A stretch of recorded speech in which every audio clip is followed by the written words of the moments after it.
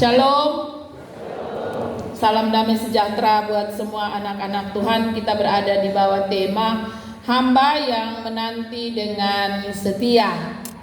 Kita ada dalam minggu perayaan masa penantian. 10 hari setelah kenaikan Yesus akan terjadi Pentakosta atau pencurahan Roh Kudus. Biasanya di beberapa gereja ada budaya masa penantian ini dengan ada yang berpuasa, ada yang mengadakan doa secara rutin setiap hari. Dan di Getsemani telah memutuskan untuk doa subuh sepanjang hari, setiap hari, setiap jam 5 pagi sampai hari terakhir nanti hari Sabtu depan, karena hari Minggu Pentakosta. Karena itu mungkin saya juga perlu menghimbau terutama yang punya kakidian, mari kita berdoa setiap subuh di rumah Tuhan di sini sambil menanti masa pencurahan Roh Kudus. Saudara-saudaraku yang kekasih, cerita tentang Elia yang disiapkan oleh Tuhan untuk naik ke sorga. Jadi dalam kehendak Tuhan, salah seorang dari para nabi diputuskan untuk tidak mati tetapi naik ke sorga. Ada beberapa yang demikian, sebut saja Henokh dalam kitab Kejadian, Musa dalam kitab Keluaran, dan kali ini Elia. Saudara-saudaraku yang kekasih, mereka tidak melalui jalan kematian, tapi Tuhan memutuskan untuk Elia akan berjumpa dengan Sang Pencipta lewat proses diangkat ke sorga. Sebelum sampai pada masa itu, sebenarnya Elia sudah diperintahkan Tuhan untuk mempersiapkan Elisa sebagai penggantinya. Kita dapat menemukan itu dalam Pertama Raja-Raja pasal 19. Allah meminta kepada Elia untuk pergi dan mengurapi Elisa menjadi penggantinya. Dan dalam pasal 19 ayat 19 sampai 21, di sana terjadi perjumpaan pertama Elia dan Elisa. Ketika Elia berjumpa dengan Elisa, Elisa sedang membajak dengan 12 pasang lembu. Seorang yang sungguh-sungguh dipersiapkan Tuhan secara fisik dan mental. Bayangkan seorang laki-laki mampu membajak sendiri ladangnya dengan menggunakan 12 pasang lembu. Berarti ada 24 sapi sekali jalan. Dan dia yang menjadi pemimpinnya. Dia yang mengatur cara dari 24 ekor sapi itu mengirik ladang. Satu kemampuan secara fisik yang luar biasa. Tetapi bukan itu saja, Elisa sungguh-sungguh merupakan orang yang dipersiapkan oleh Tuhan karena ia memiliki etika yang luar biasa, integritas hidup yang luar biasa. Kita menemukan dalam panggilan Elia kepada Elisa, ketika Elia berjumpa dengan Elisa, ia hanya membuang jubahnya kepada Elisa dan Elia langsung mengikuti Elia, meninggalkan pekerjaannya. Ia hanya meminta izin kepada Elia, izinkanlah saya untuk memberi perpisahan dengan kedua orang tua saya. Seorang anak yang memiliki rasa hormat dan cinta yang luar biasa terhadap orang tua, tetapi sekaligus seorang yang memiliki dedikasi yang sungguh terhadap panggilan pelayanan. Ia diberi kesempatan oleh Elia untuk pergi pulang ke rumah orang tuanya, dan apa yang ia lakukan? Ia kembali, dia mengambil sepasang lembu, ia masak, ia menyembelih, ia masak, dan dia menjamu kedua orang tuanya. Ia meminta izin kepada kedua orang tuanya, dan ia pergi meninggalkan keluarga dan pekerjaan untuk memulai tanggung jawab pelayanan yang sungguh Tuhan telah siapkan. Saudara-saudaraku yang kekasih, dari hal ini, latar belakang Elisa, kita dapat menemukan bahwa Elisa adalah seorang muda yang luar biasa. Seorang yang memiliki dedikasi yang sungguh, seorang yang memiliki kesetiaan, seorang yang memiliki ketaatan dan kerendahan hati yang sungguh. Ia memulai dari kehidupannya sebagai seorang anak yang berbakti terhadap orang tua, mengerjakan ladang orang tua dengan sungguh-sungguh, serius. Ia bekerja dengan serius, tidak main-main. Tetapi ketika ia mendapat panggilan Tuhan, ia menyadari bahwa ada yang lebih penting dari sekedar makan dan minum. Tetapi ia tidak melupakan rasa hormatnya kepada orang tua. Dia kembali meminta izin dan restu dari orang tua untuk melakukan tanggung jawab baru yang sementara Allah percayakan kepadanya. Saudara-saudaraku yang kekasih dalam kasih Tuhan kita Yesus Kristus, Tuhan mempersiapkan Elisa melalui Elia dengan baik. Di sini akan terjadi pergantian kepemimpinan dalam pelayanan. Elia tidak macam-macam. Dalam 1 Raja-Raja 19 ayat 16 kita menemukan bahwa Allah memerintahkan Elia untuk pergi dan mengurapi Elisa bin Safat menjadi nabi menggantikannya. Ia tidak bertanya, kobe bolombe masih kuat-kuat, nah kenapa kau ganti beta? Dia tidak bertanya macam-macam, tapi ia langsung memprosesnya dengan baik. Inilah ketaatan seorang hamba, ketaatan seorang pelayan yang tidak mempertahankan apa yang ia miliki sebagai sesuatu yang luar biasa.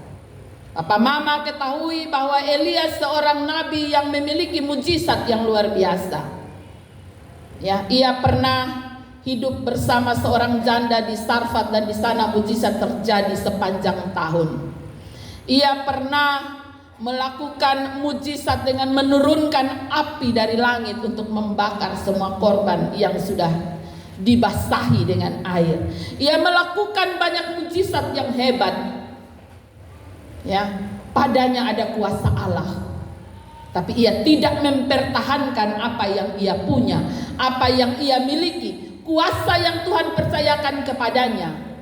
Karena ketika Tuhan memerintahkan kepadanya untuk mempersiapkan pengganti pelayan, ia dengan tunduk dan hormat melakukan perintah Tuhan.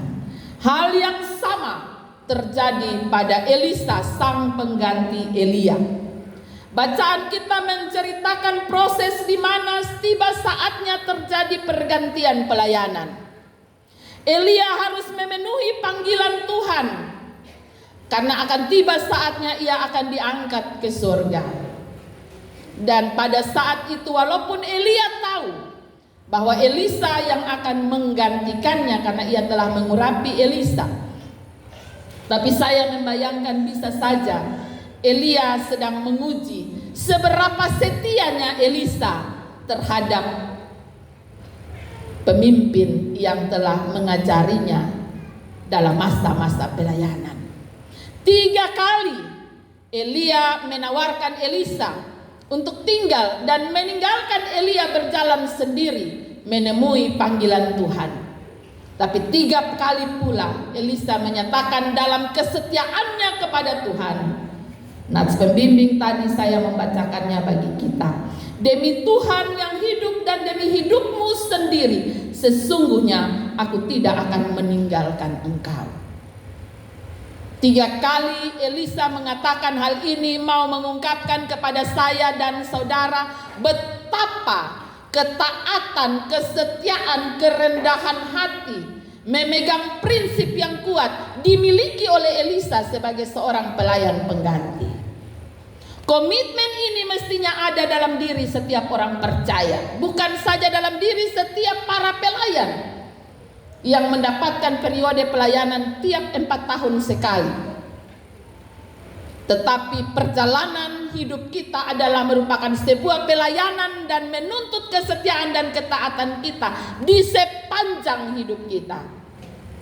Saudara-saudaraku yang kekasih, bukti dari kesetiaan dan ketaatan Elisa ialah ia mampu menjalani tahun pelayanan selama kurang lebih 60 tahun. Ia menjadi nabi menggantikan Elisa sampai menutup mata. Ia ada dalam ketaatan, ia ada dalam kesetiaan sebagai seorang hamba Tuhan. Ya, saudara-saudaraku yang kekasih, ketaatan dan kesetiaan Elisa sangat dihargai, berharga sekali di mata Tuhan. Mengapa saya mengatakan demikian? Karena bahkan setelah Elisa mati, ada mujizat Tuhan yang Tuhan buat. Ya. Ketika tempat di mana ditaruh jenazah Elisa yang telah menjadi tulang belulang, ketika ada kematian dan orang membawa jenazah itu dan ditaruh di tempat yang sama, ketika jenazah itu bersentuhan dengan tulang-tulang Elisa, jenazah itu bangkit. Satu mujizat yang rasa-rasanya sudah tidak mungkin karena orangnya sudah mati, tetapi Tuhan melakukannya. Mengapa? Karena Tuhan tetap menghargai, memberi harga pada ketaatan dan kesetiaan setiap anak-anak Tuhan yang sepanjang hidupnya berkomitmen untuk memiliki kesetiaan. Saudara-saudaraku yang kekasih dalam kasih Tuhan kita Yesus Kristus, kita juga menemukan di sini dalam ketaatan dan kesetiaan Elisa, ia diizinkan oleh Tuhan untuk melihat secara langsung ketika fenomena itu terjadi, mujizat itu terjadi. Ada kereta yang datang, kereta berkuda yang datang dan membawa Elia. Hanya Elisa yang diizinkan untuk dapat melihat hal itu. Papa Mama, kita dapat melihat di sini dalam bacaan ini jelas menemukan bahwa bukan saja Elisa yang ada, walaupun ada 50 orang lebih yang ada di seberang sungai Yordan. Itu berarti mereka pun sebenarnya mampu melihat apa yang sedang terjadi di antara Elia dan Elisa. Tapi Tuhan hanya mengizinkan Elisa. Mengapa? Karena kesetiaannya teruji, karena ketaatannya teruji. Saudara-saudaraku yang kekasih, kita boleh banyak, ya, kita boleh banyak, tetapi kesetiaan, ketaatan kita akan teruji dalam perjalanan hidup kita. Tuhan mengenal kita secara pribadi. Tuhan mengenal segala yang kita lakukan. Tuhan mengetahui semua yang kita buat. Dan apakah semua yang kita lakukan itu ada dalam ketaatan dan kesetiaan? Itu menjadi perenungan bagi saya dan saudara. Elisa teruji ketaatan kesetiaan sampai ia menutup mata. Masa penantian 10 hari menjelang Pentakosta tidak berhenti. Setelah hari Minggu depan nanti Pentakosta, kemudian kita bubar, sudah, kita tidak usah buat apa-apa lagi. Hidup kita harus berjalan. Seumur hidup kita, marilah kita ada dalam ketaatan dan kesetiaan kepada Tuhan. Menghadapi berbagai penolakan dan tantangan, tetaplah setia. Karena Tuhan sangat menghargai kesetiaan setiap orang percaya. Tuhan Yesus memberkati firman-Nya, menolong saya, menolong kita sekalian.